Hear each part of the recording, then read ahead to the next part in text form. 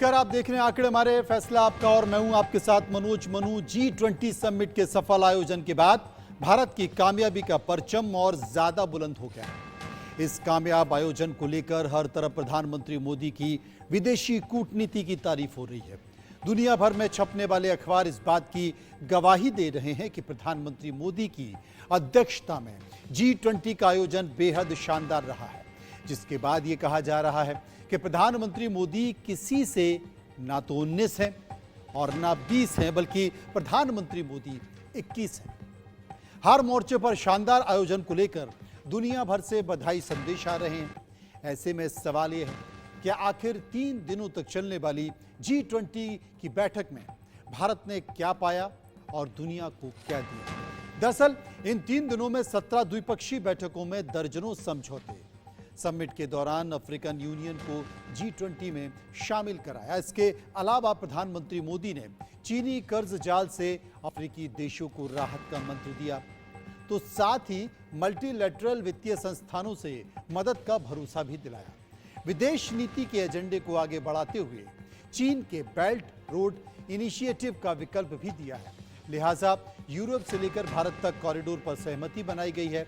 सबसे अहम बात यह है कि G20 में आतंकवाद, टेरर फंडिंग, विस्तारवाद के खिलाफ घोषणा करके चीन और पाकिस्तान को एक कड़ा संकेत भी देने की कोशिश हुई। यानी कि G20 के मंच से बहुत सारी स्थितियों को साफ किया गया। इस बीच केंद्रीय मंत्री धर्मेंद्र प्रधान ने क्या कुछ कहा है, वो सुनिए।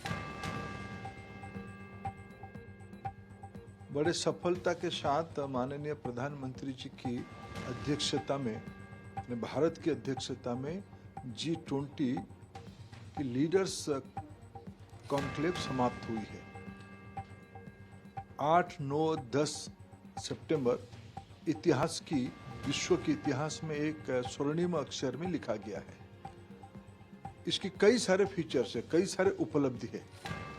बहुत दिनों के बाद विश्व की वर्तमान के हालात में एक सर्वसम्मत, बिना विवाद के, सारे पक्षों की बातों को लेते हुए एक निष्पक्ष डॉक्यूमेंट भारत ही बना सकता है, ये विश्व के नेतृत्व ने स्वीकार किया है और सबने प्रधानमंत्री नरेंद्र मोदी जी को श्रेय दिया है।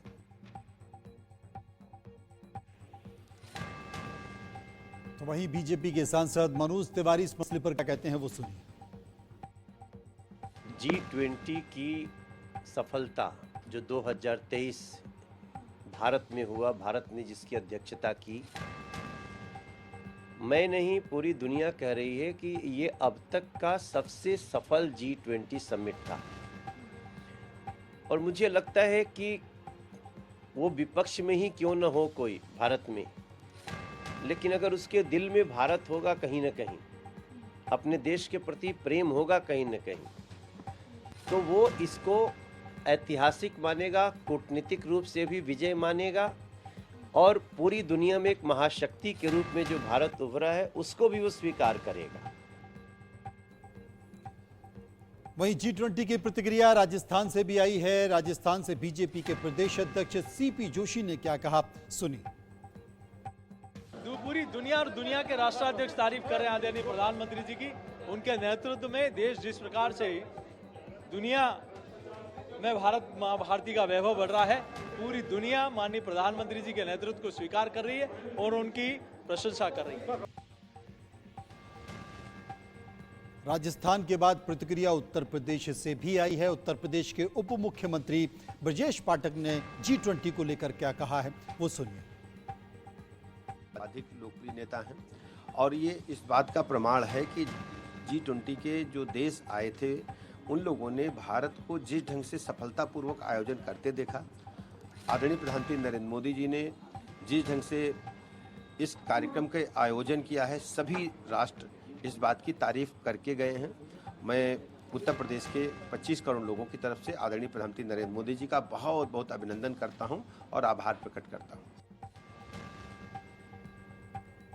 तो ये तो थी देश की बात, लेकिन देश के बाहर जो लोग इस G20 शिखर सम्मेलन में शामिल हुए वो क्या सोचते हैं, वहां से किस तरह की प्रतिक्रिया आई है।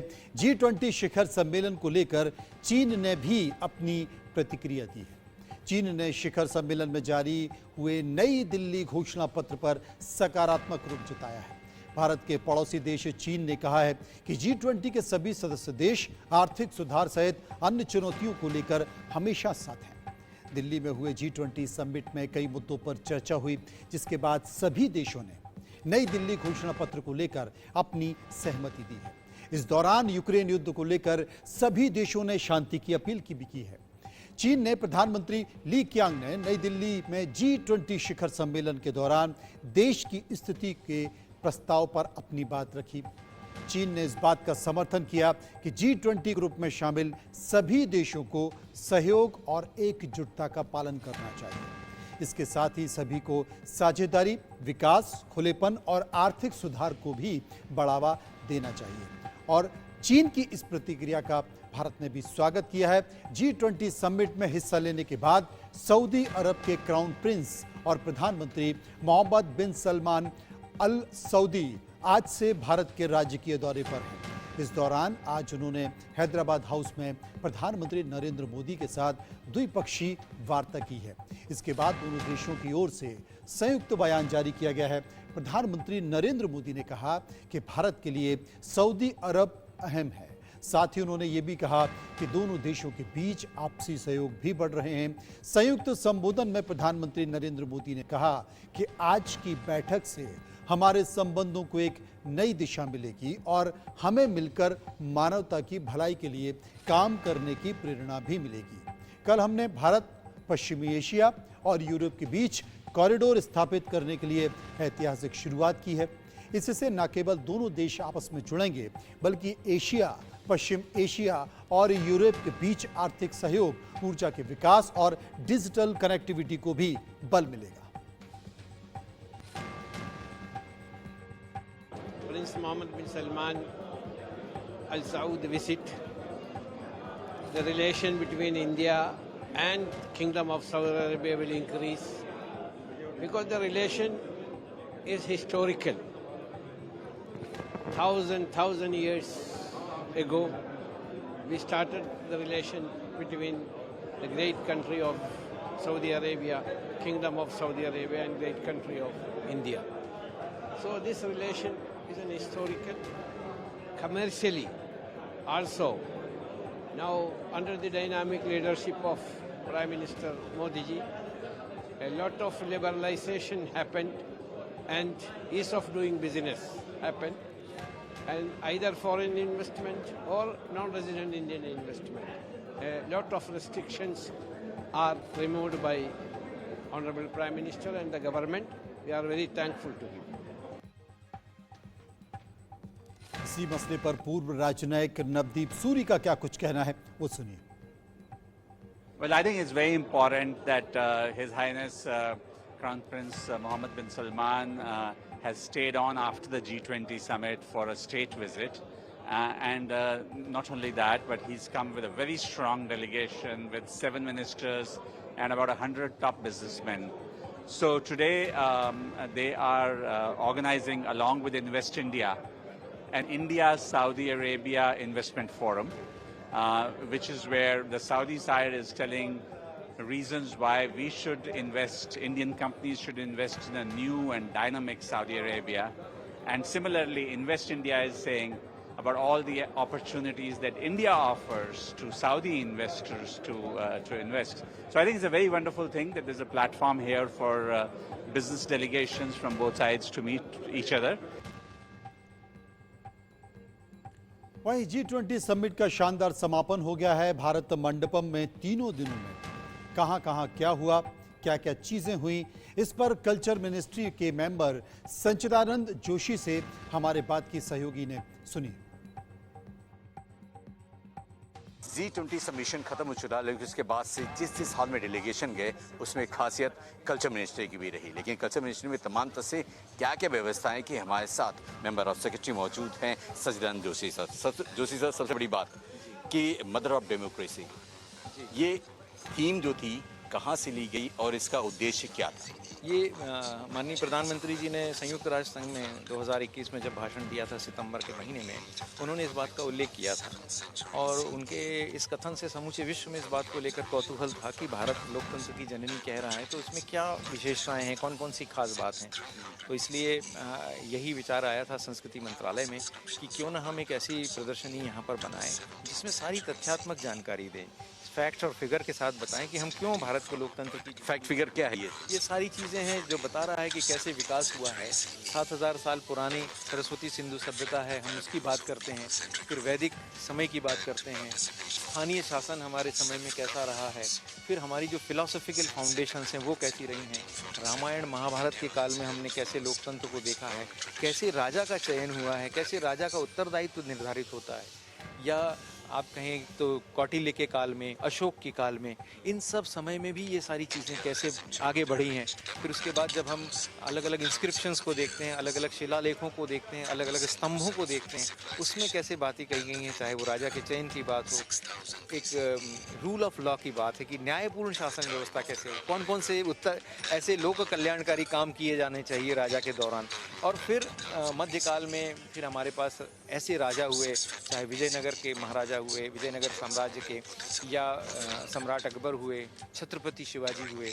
और उसके बाद जब हम आधुनिक काल में आते हैं तो हमने देखा कि जैसे लोक स्थानीय शासन की परंपराएं हैं। मलाना जैसा गांव हमारे पास है जहां पर आज भी लोकतांत्रिक परंपरा है और सदियों से वो परंपरा आती है।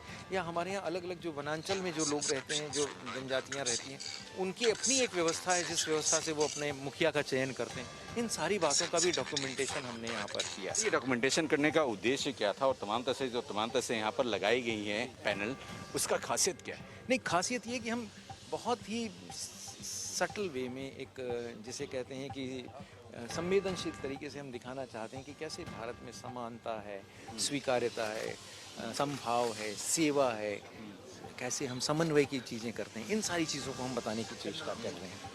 तो ये समन्वय जो है तमाम तरह से हम देख रहे हैं कि नृत्य के कन्याएं भी हैं जिस तरह से आप ये है मोहनजोदड़ो की जो प्रसिद्ध डांसिंग गर्ल है, 7000 साल पुरानी प्रतिमा है। हम जानते हैं कि मूलतः ये जो है ये 10.5 सेंटीमीटर की है, राष्ट्रीय संग्रहालय में है, आपको मिल जाएगी। हमने इसकी प्रतिकृति वहाँ पर दिखाने की चेष्टा की है। इस प्रतिकृति को अगर आप देखेंगे तो आप समझेंगे कि ये हमने कांसे में इसको गढ़ा है। देश के शीर्ष मूर्तिकार हैं राम सुतार जी, उन्होंने इसे बनाया है।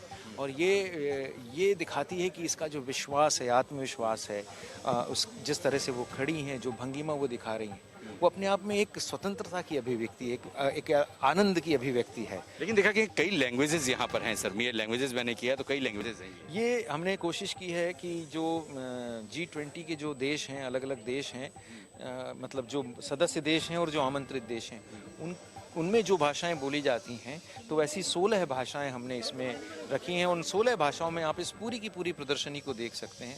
16 भाषाओं में आप इसका ऑडियो विजुअल सुन सकते हैं। इसकी जो फिल्में बनाई गई हैं वो भी 16 भाषाओं में हैं और जो ब्रोशर हैं वो भी 16 भाषाओं। विदेशी मेहमानों के लिए कई सारे ऑफिसेज भी बनाए गए थे जहां US, UK के अलावा कई देशों के कार्यालय यानी कि ऑफिसेज मौजूद थे। इस कॉरिडोर में नोडल ऑफिसर राजीव जैन थे।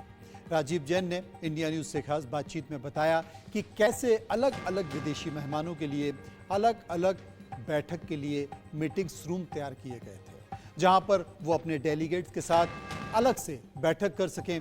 यहां तक कि US के प्रेसिडेंट ने भी अपने लोगों के साथ बैठक की और तकरीबन आधा घंटे तक उसे कमरे में आराम भी किया। राजीव जैन से इस बात की हमारे सहयोगी अजीत ने। इस समय मौजूद हैं डेलीगेशन के जो ऑफिसेस बने थे, वो ऑफिसेस को पहले हम दूर से नज़र दिखाते थे। Canada, United states, United kingdom, Australia, ऐसे तमाम जो हैं वो पूरे यहाँ पे ऑफिसेस बनाए गए थे। लेकिन क्या कुछ ये ऑफिसेस बनाए गए थे, कैसे था, हमारे साथ बातचीत करने के लिए यहाँ पर जो पूरा व्यवस्थापक रूप में थे, पूरा मैनेजमेंट कर रहे थे, आप साथ में हैं। सर, सबसे बड़ी बात की ये टोटल जो ऑफिसेस हैं कहाँ कहाँ कितने रूम यहाँ बनाए गए थे, कितने डेलीगेशन के लिए बनाए गए? यहाँ पर ग्राउंड फ्लोर पर 29 कंट्रीज़ के ऑफिसेस थे और फर्स्ट फ्लोर के ऊपर 14 इंटरनेशनल ऑर्गेनाइजेशंस के लिए ऑफिस थे। और इस ऑफिस में उनके डेलीगेट्स जो थे उनको वर्किंग प्लेस था। लेकिन ये ऑफिस के अंदर काफ़ी लीडर्स भी जो हैं अपने फ्री टाइम में देखें वो यहाँ पर आए और अपने डेलीगेशन के साथ मिले, उनके साथ बातचीत करी। और जैसे अभी जिस रूम में आप हैं, ये कनाडा का रूम है। तो इसमें जो ट्रूडो हैं कनेडियन प्राइम मिनिस्टर, वो यहाँ पर काफ़ी समय रहे। इसके सामने में जो आपका यूके का है उसमें मिस्टर सुनाक, हमारे ऑनरेबल यूके पीएम जो हैं, उन्होंने एक इनफॉर्मल मीटिंग भी किया कैनेडियन पीएम के साथ। और जैसे आप देख रहे हैं कि ये जो यूएसए का जो ऑफिस, ऑस्ट्रेलियन पीएम जो हैं वो अपने ऑफिस ऑस्ट्रेलियन पे अगर हम बात करेंगे तो आप यहाँ पे देखेंगे तो US United state of America के जो ऑफिस है इसमें सर क्या है? जी, इस ऑफिस में जो है जस्ट जो हमारे जो बाइडन जो है ऑनरेबल प्रेसिडेंट जो है यूएसए के, वो अपना सेशन खत्म होने के बाद वो होटल नहीं गए और उन्होंने यहीं आकर करीब करीब 1-2 घंटे का आराम यहीं पर किया, अपने डेलीगेट से मिले। जो हमें रात्रि भोज दिया था हमारे राष्ट्रपति साहब महोदय ने, उसमें जाने से पहले he was here, he took rest here, वो अपने लोगों से यहीं पर मिले। और अच्छा, ये जो पूरा यहाँ पे बड़े साहब यहाँ पे रुके तमाम डेलीगेशन जी बातचीत किया उन्होंने। और जैसा आप देख रहे हैं कि इस हर कंट्री ऑफिस में 3 पिक्चर्स जो हैं वो इंडिया की लगी हैं और 3 पेंटिंग्स जो हैं उस रेस्पेक्टिव कंट्री की लगी हुई है। जैसा आप देख रहे हैं स्टैच्यू ऑफ लिबर्टी, लाइकवाइज यदि आप हर तरह से देखेंगे तो जो कनाडा का है या यूके का है, आप उस रूम में भी देखेंगे तो आपको 3 पेंटिंग जो हैं वो हिंदुस्तान अपनी मिलेंगी, जो हमारे मोनूमेंट्स हैं, हमारे हेरिटेज हैं, कल्चरल प्लेसेस हैं, और 3 पेंटिंग्स जो हैं उन रिस्पेक्टिव कंट्रीज़ की लगी हुई हैं। यानी हम कहें तो कल्चरल्स, इंडियन कल्चर और साथ में जो रिस्पेक्टिव कंट्री के कल्चर हैं उन कल्चर्स को बाकायदे पेंटिंग के जरिए यहाँ पे बताया। नॉट ओनली कल्चरल का जो है हिस्टोरिकल मोमेंट, वो जो भी इंपॉर्टेंट प्लेसेस हैं उस कंट्री की, हमने उसको यहाँ पर कोशिश किया कि उनको थोड़ा ऐसा एहसास दिलाएं कि हमारे हिंदुस्तान और उनके साथ में जो है आपस में एक अमलगमेशन दिखाने के लिए तो ऐसा निर्णय लिया गया कि हम उनकी मिक्स पेंटिंग यहाँ लगाएं। तो यहाँ पे देख रहा हूँ पेंटिंग यहाँ पर यूके में सब मौजूद है, यूके रूम में जहाँ पे डेलीगेशन रुकी हुई थी, यहाँ पे पेंटिंग अलग अलग ही तरह से है, लेकिन इंडियन पेंटिंग यहाँ पे मोहन जोदड़ो यहाँ पे पेंटिंग है। आप देखेंगे तो वो अपना लंदन की ब्रिज है, लाइकवाइज जो है ये आपका ये हमारा हिंदुस्तानी पेंटिंग है और अंदर में जो है यूके की पेंटिंग लगी है। अच्छा, ये आप देखेंगे तो इसमें जो 3, जैसा मैंने आपको बताया कि 3 पेंटिंग्स जो हैं वो इंडियंस हैं और 3 पेंटिंग यूके की। ये ऐसे ही तमाम सभी सर ऑफिस में सभी ऑफिस में ऐसा किया गया था। तो यानी ये जो डिसाइड किया गया था पैरामीटर जो डिसाइड किया गया था पेंटिंग और तमाम से कल्चर्स, ये पूरा सो इसी तरह बनाया गया। ये खाली एक एस्पेक्ट था इसको रूम को जो है थोड़ा देने के लिए, अदरवाइज इसको फंक्शनल उनके डेलीगेशन का ये प्लेस था, जो कि अपने डेलीगेशन जो मेन मंडपम पे जिनका एक्सेस नहीं था वो यहाँ पर रह के अपना सारा ऑफिशियल वर्क और उनको बैक ऑफिस की तरह जो काम कर रहे थे उसके लिए थे, और उनके लीडर्स जो हैं अपने डेलीगेशन से मिलने के लिए यहाँ पर आए हैं। यानी हम कहें तो जो मीटिंग हो रही थी, जो अपने हम कहें कंट्री के लोग डिस्कशन करना चाह रहे थे, वो उन्हीं ऑफिस में आकर वो बातचीत जी हाँ, क्योंकि यही उनके लिए ऐसा जगह था जहाँ पर वो उनका आइसोलेटेड प्लेस था, एक्सक्लूसिव उनके लिए प्लेस था। यानी सेपरेट था, आराम से वो बातचीत करते थे, कन्वर्सेशन प्राइवेटली कन्वर्सेशन करते थे। जी बिल्कुल।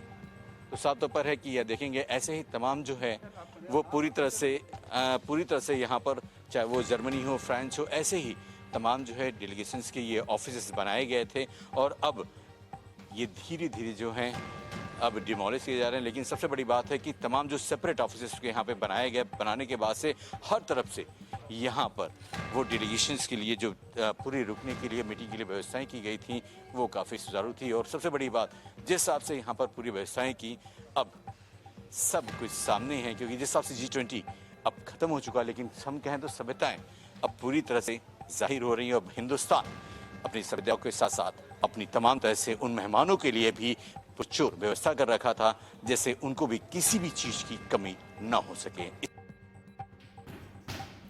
तो वहीं G20 की वो बिल्डिंग जो शंख के आकार की बनी हुई है, उसी बिल्डिंग के नीचे ही थिएटर हॉल में G20 की शुरू होने वाले पहले प्रधानमंत्री मोदी ने हवन किया था और उस पूरे स्थल का जायजा लिया हमारे सहयोगी अजीत ने। G20 के प्रोग्राम के लिए प्रगति मैदान में इसी एमपी थिएटर हॉल में ही पीएम नरेंद्र मोदी ने हवन किया था। ये इंपॉर्टेंट इसलिए है, दिखाना इसलिए इंडिया न्यूज के दर्शक चाहते हैं कि वो देख लें, जान लें किसी प्रगति मैदान के जो वेस्टर्न गेट के पास ये जो एमपी थिएटर हॉल बना है, आप देखेंगे कैपेसिटी बहुत है, इससे कई प्रोग्राम भी हो चुके हैं, लेकिन सबसे बड़ा इवेंट जो था देश में ऐतिहासिक इवेंट G20, उसके लेकर हवन सामग्री पूरी यहीं पर पीएम मोदी ने हवन किया था। और हवन करने के बाद से तमाम जो है आगाज़ यहीं से हुई थी और उसके बाद से पूरा प्रोग्राम 3 दिन का जो पूरा प्रोग्राम हुआ 8, 9, 10 वो पूरा ऐसे ही हुआ। तो ये आप देखेंगे कि तमाम तरह से लोग हैं, ऑफिसर हैं, वो यहाँ पे मौजूद हैं और G20 के ख़त्म होने के बाद से तमाम जो ऑफिसर्स हैं वो यहाँ पर साथ विजिट कर रहे हैं, बता रहे हैं और जानने की कोशिश कर रहे हैं कि कहाँ क्या क्या इवेंट हुए थे और खासियत क्या थी। और इंडिया न्यूज़ तमाम अपने दर्शकों को बता भी रहा है, दिखा भी रहा है हर वो मोमेंट को जो तमाम इन 3 दिनों में पूरा हुआ था। यानी तमाम से डेलीगेशन हो, भारत की ताकत हो या विदेशी में तमाम जो मेहमान आए थे वो कैसे कहाँ रुके थे। इसीलिए आप बने रहेंगे इंडिया न्यूज़ के साथ और ऐसी ही रिपोर्ट आपको और भी आगे दिखाते रहेंगे और दिखाएंगे कि आगे चलकर की डेलीगेशन कहाँ किस तरह से मीटिंगों का दौर कर रहा था और क्या क्या बातें करता हुआ नजर आता। लेकिन फिलहाल ये एमपी थिएटर इसलिए इंपॉर्टेंट है कि शुरुआत और आगाज यहीं से की गई थी। तो मंडपम के तमाम सारे कोनों को हमारे संवाददाता आपके सामने लेकर आ रहे हैं, क्योंकि G20 तो खत्म हो गया है। लेकिन वहां कैसा नजारा था, वो कौन सी जगह थी और किस जगह पर क्या हुआ, कौन से राष्ट्राध्यक्ष कहां पर मौजूद थे, वो अपने तमाम सहयोगियों के साथ कहां पर बैठे, वो नज़ारा इस वक्त जो आप अपने टीवी स्क्रीन पर देख रहे हैं, ये G20 की वो जगह है जहां पर इन सारे कार्यक्रमों का आयोजन किया गया। उसे कैसे सजाया गया, मंडपम को कैसे तैयार किया गया, इस मंडपम के किस हिस्से में कौन से देश मौजूद थे, कौन से देश अपने तमाम सहयोगियों के साथ मौजूद थे और वहाँ पर किस तरह के आयोजन और किस तरह के कार्यक्रम हो। क्योंकि कोई भी कार्यक्रम जब होता है तो उस जगह को तैयार करने के लिए कई लोगों की मेहनत होती है। आपके सामने जो चीज़ें G20 के कार्यक्रम में दिखाई दी वो सब ने देखा, लेकिन इस पूरी जगह को किसने तैयार किया, कैसे तैयार किया, वहाँ पर क्या क्या था, हमारे तमाम सहयोगी उन जगहों को आपके लिए लेकर आ रहे हैं, उन लोगों से आपसे बातचीत करा रहे हैं कि कैसे इसे तैयार किया गया, कैसे इस जगह को बनाया गया और कैसे ये एक इतिहास बन गया। वो तमाम तस्वीरें आपके सामने मौजूद हैं। 22 देशों के लोग यहाँ पर पहुँचे, 20 देशों के लोग यहाँ पर पहुँचे, उनके साथ आए हुए तमाम राष्ट्राध्यक्ष और डेलीगेट्स जो अपने साथ इन यादों को समेट कर सहेज कर ले गए। अब इसके बाद इंडिया न्यूज़ पहुंचा मंडपम के उस हॉल में जहां पर मीटिंग हॉल के लिए प्रधानमंत्री नरेंद्र मोदी के अलावा तमाम विदेशी मेहमान कॉन्फ्रेंस रूम में जाते थे। लेकिन उसे मीटिंग रूम से पहले एक कल्चरल कॉरिडोर भी बनाया गया जहां पर तमाम देश की कलाकृतियां और वहां की मशहूर चीज़ों के बारे में डिस्प्ले बनाकर उसके बारे में जानकारियों को साझा किया गया था। वो जगह कौन सी थी, हमारे सहयोगी अजीत बता रहे हैं। मेन गेट से एंट्री जो डेलीगेशन ने किया था, एंट्री करने के बाद से ये हॉल है। इसी हॉल में आप देखेंगे तमाम तरह से योगा की जो है विधि, तरीके और पूरे जिस हिसाब से योगा आसन है वो तमाम तरह से योगा आसनों को यहाँ पर अलग अलग प्रतिमाओं के जरिए करते हुए दिखाया गया है और तमाम तरह से जो डेलीगेशन आए थे वो भी इसको देख रहे थे। और आप देखेंगे कि तमाम जो है नटराजन की मूर्ति है उससे भी तमाम जो है लोग अभी फोटोग्राफी करते हुए नजर आ रहे हैं। साफ तौर से लोग एंजॉय भी कर रहे हैं, फोटोग्राफी भी ले रहे हैं। तो नटराजन की मूर्तियाँ ऐसे हैं कि आप एंट्री करें तो भी इधर से, और ये हॉल से जब यहाँ पे लोग डेलीगेशन आ रहे थे, इसी डेलीगेशन के जरिए तमाम जो लोग हैं इसी तरह से आगे बढ़ते हुए हॉल में आगे बढ़ते हुए नजर आ रहे थे।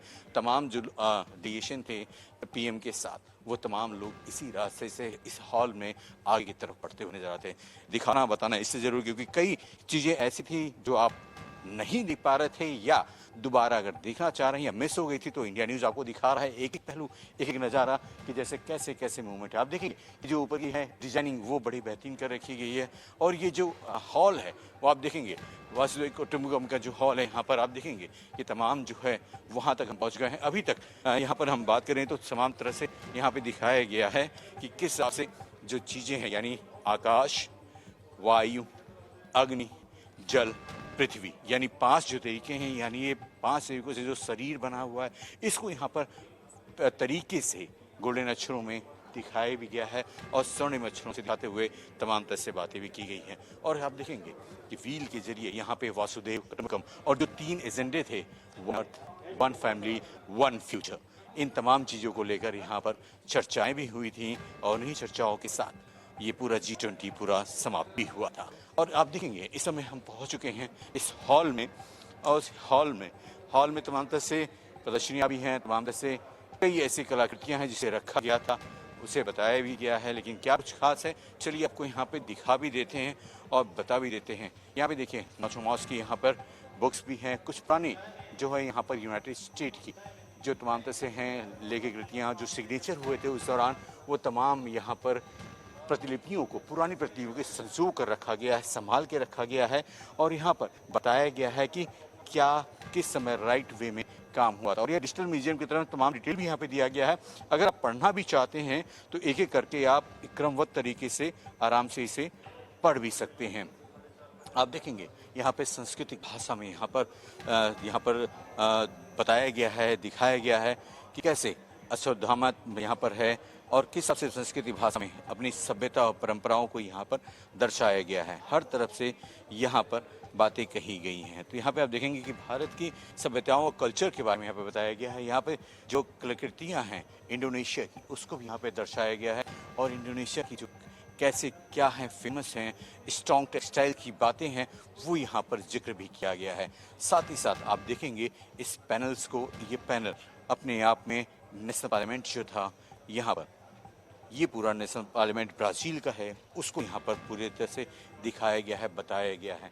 और साथ ही साथ यहाँ पर आप देखेंगे वो शॉल, जिस शॉल को अर्जेंटीना के द्वारा है, वो अर्जेंटीना शॉल को यहाँ पर प्रदर्शनी में रखा गया है। यानी हम कहें तो हर देश के ऐसे ही अलग अलग तरीके से, यहाँ पे ऑस्ट्रेलिया की है डिज़ाइन, वहाँ पे रखा गया है। तो ऐसे ही तमाम चीज़ों को यहाँ पे सजो कर रखा गया है। हर तरफ से, हर कॉरिडोर में अलग अलग तरीके से यहाँ पर पूरी तरह से व्यवस्थाएं की गई हैं। और यहाँ पर जो सबसे बड़ी बात है, देखेंगे कि अलग अलग कलाकृतियां हैं। यहाँ पे कनाडियन की सभ्यता के बारे में बताया गया है, यहाँ पे चाइना के बारे में यहाँ पे रखी हुई तस्वीर है वो दिखाया गया है।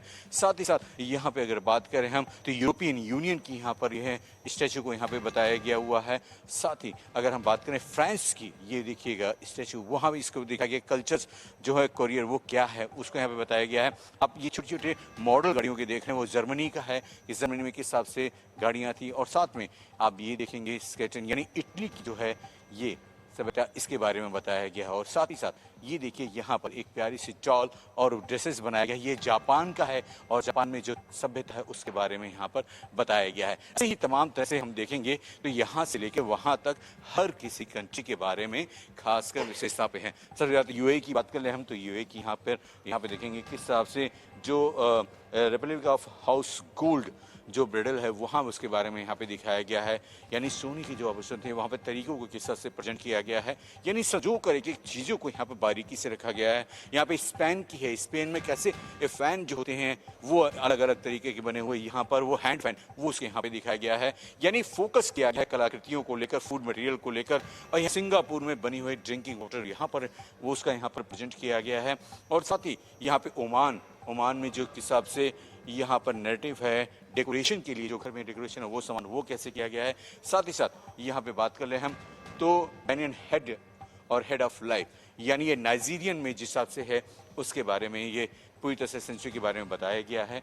और ऐसे ही आगे बढ़ते हैं हम तो ये नीदरलैंड के बारे में, पूरा वुडिंग के बारे में बताया गया है कि ज़िगज़ैग चेयर कैसे नीदरलैंड में है, सभ्यता है, कैसे इसका इस्तेमाल किया जाता है। वहीं पे तमाम तरह से बातें यहाँ पर ऐसे ही अलग अलग कंट्रियों की गई है। अगर आगे बढ़ते हैं हम तो इजिप्ट की, यहाँ पे आप देखेंगे इजिप्ट की कलाकृतियाँ हैं पुरानी सभ्यता के बारे में और कैसे यहाँ पर टूटैनखामुन के बारे में, चेस जो है राजा, जो वहाँ के राजा थे इस पर बैठते थे और कैसे राष्ट्रीय अपना कानून चलाते थे वो यहाँ पे बात की गई है।